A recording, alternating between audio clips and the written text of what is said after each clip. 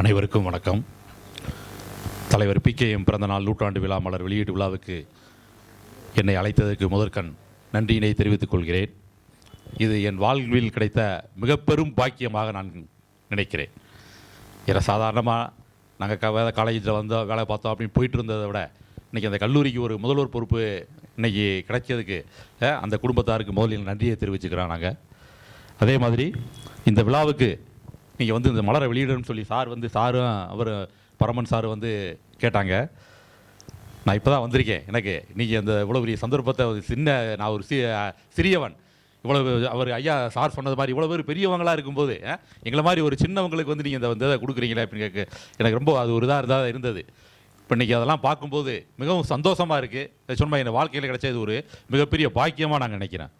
So இந்த பிறந்தநாள் விழா அந்த மலரை நான் பார்க்கும்போது அதில் ஐயா அவங்க பட்ட கஷ்டம், எப்படி இந்த கல்லூரியை உருவாக்குவதற்கு அவங்க எப்படி தன்னுடைய ரத்தத்தை வேர்வையை சிந்தி அதை உருவாக்கி கொடுத்துருக்காங்க. இன்றைக்கி அந்த ஒரு நேஷனல் ஹைவேஸில் அந்த கல்லூரி இன்றைக்கி கம்பீரமாக அமைஞ்சிருக்கின்றது மிகப்பெரும் அந்த நம்ம சமூக மக்களுக்கு அது ஒரு பெரிய பெருமையாகவும் இருக்குது. அது மட்டும் இல்லாமல் அந்த கல்லூரியோடு சேர்த்து கமுதியில் இருக்கக்கூடிய அந்த கல்லூரியும், அதே மாதிரி திருநெல்வேலி மாவட்டத்தில் இருக்கக்கூடிய மேலநல்லூரில் அமைஞ்சிருக்க அந்த கல்லூரியும் 3 கல்லூரிகள் இன்றைக்கி சாதாரணமாக ஒரு எய்டட் கல்லூரி வாங்குறதுன்றது ஒரு மிகப்பெரிய கஷ்டம். அதை அன்றைக்கி ஐயா அவங்க வாங்கி அதை ஏன்னா அவர் வேறு ஏதோ தொழிற்சாலை ஆரம்பிச்சிருக்கலாம், வேறு ஏதோதெல்லாம் பண்ணியிருக்கலாம். ஆனால் இப்போ ஒரு கல்வி நிறுவனத்தை ஆரம்பித்தா தான் இது நமக்கு மட்டும் கிடையாது, நம்முடைய சந்ததி, நம்ம சமுதாயம், அதோட சுற்றுப்புறம் அனைத்து மக்களுக்கும் அந்த கல்லூரி ஒரு ஆலமரமாக இருந்து எல்லாத்தையும் தாங்கிட்டு இருக்கோம். அது மாதிரி தான் இன்றைக்கி அந்த கல்லூரி எத்தனையோ 1 லட்சம் பேர்த்துக்கு டிகிரி வாங்கி கொடுத்துருக்கு. இன்னமும் அந்த கல்லூரி வாழையடி வாழையாக கல்வி படிப்புகளை கொடுக்கத்தான் போகுது அந்த கல்லூரி ஸோ அது மட்டும் இல்லாமல் அந்த கல்லூரியால் எவ்வளோ பேர் இன்றைக்கி மிகப்பெரிய பதவிகள் அடைஞ்சிருக்காங்க. அது அது அது அவங்களாலும் இல்லாமல் அந்த சமூகம் முன்னேறுது, அது சார்ந்த சுற்றுப்புறங்களும் முன்னேறுது, எல்லா மக்களுமே அதனால் பயனடைகிறாங்க. ஸோ அதனால் அவருடைய ஒரு தீர்க்க தரிசனம் இந்த கல்லூரி ஆரம்பிக்க உசிலம்பட்டியில் ஒரு கல்லூரி ஏன்னா அந்த காலகட்டத்தை படைச்சுப்பாங்க. 60 வருஷத்துக்கு முன்னாடி நம்ம உசிலம்பட்டி எப்படி இருந்தது, அந்த காலகட்டத்தில் அந்த இடத்துல அவர் அந்த இடத்த அவர் சூஸ் பண்ணது ஒரு மிகப்பெரிய இது. அந்த தீர்க்க தரிசனம் சாதாரணமான விஷயம் இல்லை. அது ஏதோ ஒரு தெய்வ அருள் அவர் அந்த இடத்துல அந்த கல்லூரி ஆரம்பிக்கணும் அப்படின்னு சொல்லி ஆரம்பித்து இன்றைக்கி அந்த கல்லூரி நமக்கு நல்லபடியாக போயிட்டு தான் இருக்குது. அந்த கல்லூரி சிலையில் சில இதெல்லாம் இருக்குது, அது இங்கே நம்ம சொல்லவும் முடியாது. அந்த இன்றைக்கி அந்த கல்லூரி அரசு கட்டுப்பாட்டில் இருக்குது. அந்த கல்லூரி ஒரு சின்ன நெருக்கடியெல்லாம் இப்போ சமீபத்தில் வந்தது. இந்த நானும் அண்ணன் முன்னாள் முதல்வர் ராஜேந்திர அண்ணனும் ஒரு சின்ன நெருக்கடியை அவங்க அந்த சம்பவத்தை நான் இப்போ சொல்லணும். நாங்கள் ஏன்னா கண்டிப்பாக நாங்கள் சொல்லி ஆகணும். ஒரு EPF ஆஃபீஸ்லேருந்து ஒரு சின்ன நெருக்கடி, அந்த நெருக்கடி வரும்போது பார்த்தீங்கன்னா அந்த கல்லூரியை டக்குன்னு அவங்க எஜுகேஷன் இதில் இருக்கக்கூடிய நம்ம கவர்மெண்ட் எய்டட் ஃபண்டையுமே அவங்க கை வைக்கணும், SF ஃபண்டையுமே கை வைக்கணுன்ற அளவுக்கு வந்துட்டாங்க. அதில் SF ஃபண்டில் அவங்க எடுத்துட்டாங்க அமௌண்ட்டை.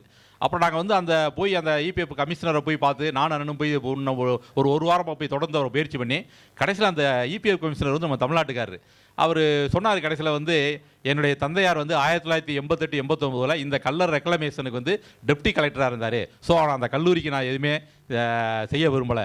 மாணவர்கள் கல்லூரின்றது மாணவர்கள் படிக்கிறது, நீங்கள் மட்டும் இல்லை உங்களை மாதிரி சாதாரண மாணவர்கள் படிக்கக்கூடியது.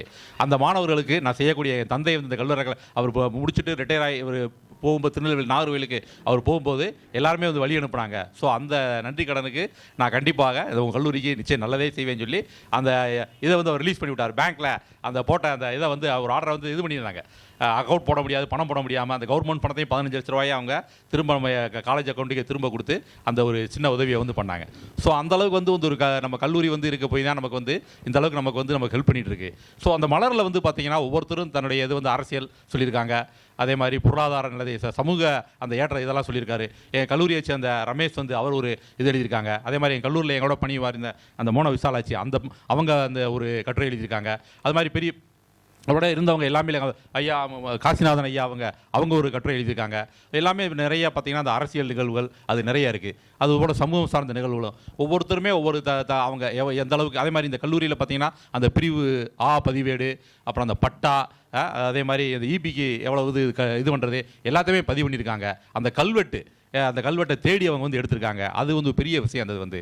ஸோ ஒவ்வொரு கல்லுக்கு அது மாதிரி எவ்வளோ பேர் வந்து இந்த கல் இதில் வந்து ரெக்ளமேஷனில் வந்து எவ்வளோ பேர் வந்து தலைவராக இருந்திருக்காங்க, செயலாளர் இருந்திருக்காங்க, பொருளாளர் இருந்திருக்காங்க, மெம்பர்ஸாக இருந்திருக்காங்க. ஸோ ஒவ்வொரு காலகட்டத்திலேயும் அது புறாத்தையும் கடைசியில் ஆவணங்களை பதிவு பண்ணியிருக்காங்க.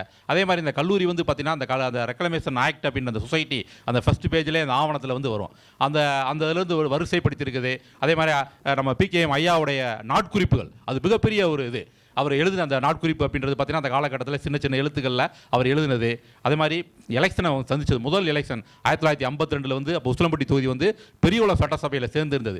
அப்போ பெரியகுளம் சட்டசபை பெரியகுளம் வத்தலக்குண்டு எல்லாமே அந்த சின்னமனூர், ஆண்டிப்பட்டி, தேனி எல்லாம் சேர்ந்த ஒரு தொகுதியில் வந்து அந்த எலெக்ஷனை அவங்க வந்து ஃபேஸ் பண்ணது. மாணவர்களும் ஆசிரியர்களும் எவ்வளோ பேர் அவங்களுக்கு வந்து உதவுனாங்க. ஏன்னா அன்றைக்கி எதிர்த்து நின்றவர் வந்து என்ன தியாகராஜன் சொல்லி ஒரு காங்கிரஸ் பிரமுகர் வந்து. ஸோ அவரை வந்து எதிர்த்து அவர் பணபலம், ஏன்னா காங்கிரஸ்காரன்றப்ப அந்த காலத்தில் வந்து பெரிய பணக்காரராக இருந்திருப்பார் வந்து. அப்போ அவரை எதிர்த்து அந்த எலெக்ஷனை வந்து அவங்க ஃபேஸ் பண்ணது எவ்வளோ தூரம் கஷ்டப்பட்டு அந்த எலெக்ஷனில் வந்து ஐயா அவங்க வந்து 52 முதல் தடவையாக எம்எல்ஏ ஆனது. எம்எல்ஏ ஏன்னா அப்போ தான் நாடு சுதந்திரம் வாங்கி 47 சுதந்திரம் வாங்குகிறோம். 52 வரக்கூடிய முதல் பொது தேர்தலில் வந்து எல்லாமே காங்கிரஸ் ஜெயிச்சு வந்துட்டு இருந்த நேரத்தில் நம்ம உசிலம்பட்டி சட்டசபை தொகுதி வந்து அகில இந்திய ஃபார்வர்ட் பிளாக் வந்து ஜெயிக்குது அப்படின்றது அந்த வந்து ஒரு பெரிய ஒரு சாதாரணமான விஷயம் இல்லை. ஸோ ஐயா அவர் வந்து சட்டசபைக்கு போய் நம்ம மக்களுக்கு வந்து அவர் எழுப்பின குரல்கள், அப்போ சட்டசபையில் எழுப்பப்பட்ட குரல்கள், அப்போ 52 எலெக்ஷன் முடிஞ்சு 57 வந்து எலெக்ஷன் வந்து நம்ம பசுமன் முத்துராமலிங்க திரும்ப ஐயாவே நீங்கள் தான் அந்த உசிலம்பட்டி தொகுதியில் போட்டி போடணும் அப்படின்னு சொல்லி திரும்ப உசிலம்பட்டி தொகுதிக்கு அவர் சட்டசபையில் நிற்க வச்சது. திரும்ப 57 ஐயா ஜெயிச்சது. திரும்ப 62வது எலெக்ஷனில் ஐயா திரும்ப மறுபடியும் ஜெயிச்சது. ஏன்னா 62 வரும்போது அப்போ திமுக வந்து வளர்ந்துட்டு வருது. நம்ம 57 தான் திமுக முத சட்டசபை எலெக்ஷன்லேயே நிற்குது. அப்போ திமுக கட்சி வந்து 15 இடம் ஜெயிக்குது. 62 திமுக வந்து 50 இடம் ஜெயிச்சிருது. காங்கிரஸ் அப்போ 130 இடம் ஜெயிக்குது அன்றைக்கி. அப்போ ஐயா அவங்க வந்து 62 எலெக்ஷன்லையும் திரும்ப ஜெயிக்கிறாரு. திரும்ப 67 எலெக்ஷனில் ஒரு பெரிய புரட்சி தமிழ்நாட்டில் வந்து. ஏன்னா அது வரைக்கும் இருந்த நாடு சுதந்திரம் வாங்கி கொடுத்து நம்ம காங்கிரஸ் கட்சி 52லேருந்து 67 வரைக்கும் தமிழ்நாட்டை ஆட்சி பண்ணிட்டு இருந்த கட்சியை வந்து 67 எலெக்ஷன் வந்து அப்படியே மாற்றுது. 67 எலெக்ஷனில் ஐயா அவங்க தான் திரும்ப வந்து பார்வர்ட் பிளாக், கம்யூனிஸ்ட் கட்சி எல்லாத்தையும் கூட்டணி சேர்ந்து இணைச்சு ஒரு பெரிய மாற்றத்தை, அதாவது அதில் இந்த இதில் வந்து பார்த்தீங்கன்னா தமிழக அரசியலை மிக புரட்டி போட்ட ஒரு சம்பவம்ன்றது 67வது வருஷம் எலெக்ஷன் வந்து. ஸோ அன்றைக்கி இருந்த அந்த எலெக்ஷனில் வந்து திமுக மறுபடியும் ஆட்சிக்கு வருவதுக்கு ஐயா தான் காரணமாக இருந்திருக்காரு. அவர் தான் வந்து அந்த சட்டசபையில் வந்து பேரறிஞர் அண்ணாவுக்கு பதவி பிரமாணம் செஞ்சிருக்கு. இந்த இதில் வந்து பார்த்தீங்கன்னா பதிவு பண்ணது அதான் அது முக்கியமானது. பேரறிஞர் அண்ணா அவருக்கு அவர் தான் சட்டசபை சபாநாயகராக இருந்து அவர் தான் வந்து அவர் பதவி பிரமாணம் செஞ்சு வைக்கிறார். அன்றைக்கி இருந்த அனைத்து உறுப்பினர்களுக்கும் அவர் தான் பதவி பிரமாணம் செஞ்சு வைக்கிறார். ஸோ அது ஒரு பெரிய நிகழ்வு வந்து அவருக்கு ஐயா அவர்களுக்கு.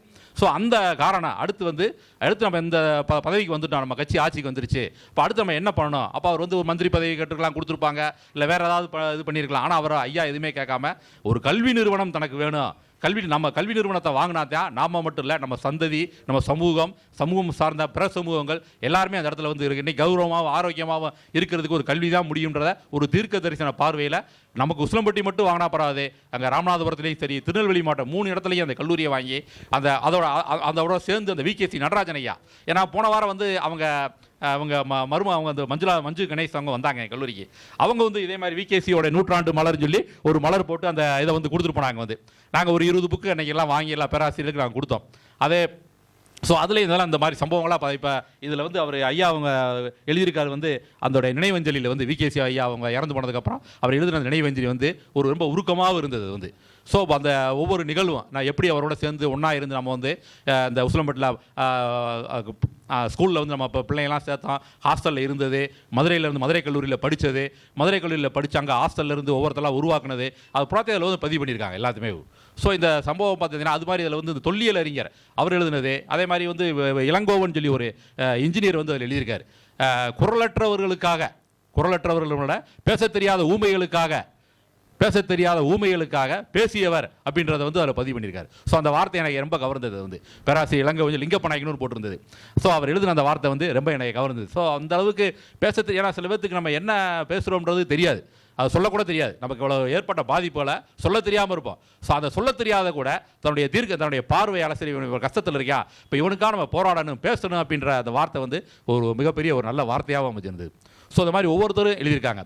ஸோ அதனால் வந்து இந்த விழா 100ஆண்டு மலர் வந்து புக்கு வந்து பார்த்திங்கன்னா ஒரு எல்லாத்தையும் நம்ம இருக்க வேண்டிய ஒரு பொக்கிஷம். இந்த பொக்கிஷத்தை பார்த்திங்கன்னா தான் எதிர்கால சந்ததிகளுக்கு வீடுகள் தோறும் நீங்கள் இதை வாங்கி பிள்ளைகளுக்கு வந்து நம்ம படிக்க வச்சு ஸோ இவ்வளோலாம் அந்த கஷ்டப்பட்டுருக்காங்க இந்த மண்ணுக்காக. அதில் வந்து பார்த்தீங்கன்னா நம்ம அந்த கச்சத்தீவை ஐயா சார் சொன்னார் வந்து கச்சத்தீவை அந்த மீட்க நடக்கும்போது 1974 இந்திரா காந்தி அம்மா வந்து அதை வந்து கொடுக்குறாங்க. அந்த இதை கொடுக்கும்போது ஐயா அவங்க வந்து ஒரு இதை பேசிட்டு பார்லிமெண்ட் விட்டு வெளியேறாரு. அன்னைக்கு வந்து பார்த்தீங்கன்னா அந்த ஒரிசா எம்பி தான் அவர் சப்போர்ட் பண்ணி அதில் பேசியிருக்காரு. அதில் வந்து அன்னைக்கு சொன்ன மாதிரி திமுகவில் 20 எம்பி இருந்திருக்காங்க, காங்கிரஸில் ஒரு 9 எம்பி இருக்காங்க, ஃபார்வர்ட் பிளாக்ல வந்து ஐயா மட்டும் தான் இருந்திருக்காங்க. மற்ற கூட இருந்தவங்க நம்ம தமிழ்நாட்டுக்காரங்களை விட ஒரு ஒரிசா எம்பி வந்து இது உண்மையிலே ராமநாதபுரம் ராஜா சமஸ்தானத்துக்கு சொந்தமான அந்த மண். ஏன்னா அது எத்தனை அவரை சேர்ந்த ஒரு 10 தீவு, அந்த தீவு மட்டும் குருசடை தீவு, அந்த தீவு ஒரு 4-5 தீவுகளை அதில் எல்லாமே பதிவு பண்ணியிருக்காரு. எல்லாத்தையுமே இந்த தீவுகள்லாம் வந்து அவருடைய ஆளுகைக்கு உட்பட்ட தீவு.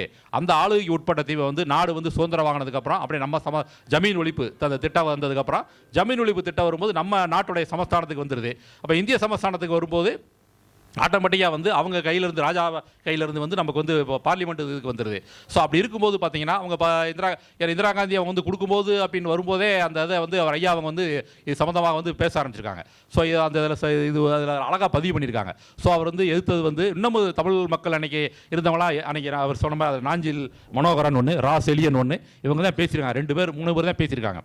ஸோ பட் அவங்க அன்றைக்கி ஆளுங்கட்சி அன்றைக்கி இருந்ததுனால பெரும்பான்மையில் இருந்ததுனால ஸோ அன்றைக்கி வந்து அந்த தீவை வந்து அன்றைக்கி கொடுத்தது வந்து இன்றைக்கி நம்மளால் வந்து அதை வாங்க முடியாத ஒரு கட்டத்தில் நம்ம மீனவர்கள் வந்து படக்கூடிய அந்த இன்னல்கள் வந்து பார்த்திங்கன்னா அது இன்னும் தொடர்கதையாகவே போயிட்டுருக்கு. ஸோ அதுக்கு எப்போ வரும் அப்படின்றது வந்து இன்னும் அது போயிட்டே இருக்குது. ஸோ அதெல்லாம் எல்லாமே அழகாக பதிவு பண்ணியிருக்காங்க. ஸோ இதில் வந்து பார்த்திங்கன்னா சமூகம், கல்வி அதை எல்லாத்தையுமே உள்ளடக்கிய ஒரு நூலாக இந்த நூலை நாங்கள் பார்க்குறோம். ஸோ இதை வந்து எங்கள் கல்லூரியிலே நாங்கள் லைப்ரரியிலே நான் வைக்கிறோம். எல்லாம் எங்கள் பேராசிரியர்களுக்கு எல்லாத்துக்குமே கொடுக்குறோம். எங்கள் மாணவர்களுக்கு நாங்கள் கொடுக்கறதுக்கு எல்லா முயற்சியை நாங்கள் எடுக்கிறோம். இந்த விழாவில் கலந்து கொண்டு இந்த மலரை வெளியிடுவதற்கு தலையோட புதலியோடு சேர்ந்து எனக்கு அந்த வாய்ப்பை கொடுத்ததுக்கு கோடானு நன்றியை தெரிவித்துக் கொள்கிறோம். நன்றி, வணக்கம்.